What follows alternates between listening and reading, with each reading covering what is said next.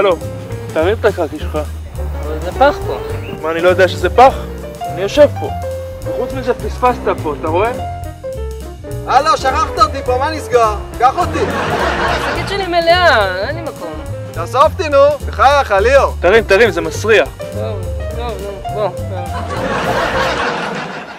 תראה איזה יופי. איך אני אכנס לפה? זה פיצי. אני קקי גדול, לא קקי קטן. מה עם זה? לא. מה עם זה? לא. מה עם זה?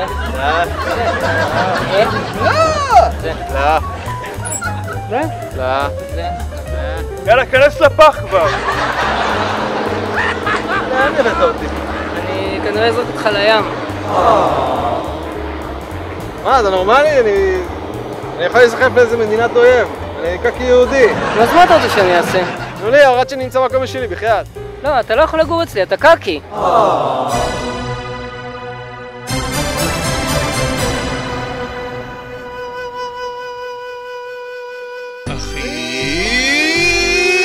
איך בגדת בי,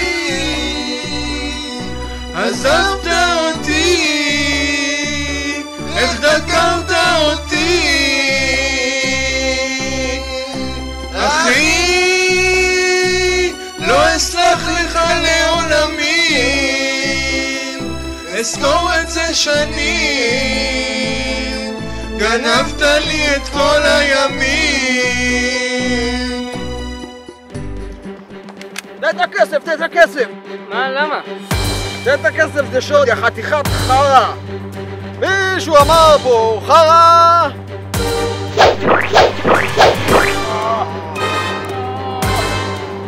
חרא, אני שונא חרא. ליאור, אתה בסדר? כן, תודה. בכיף. הצלת אותי. אין בעיה. יאללה, נתראה? רגע, ליאור. מה? אל תהיה קקי.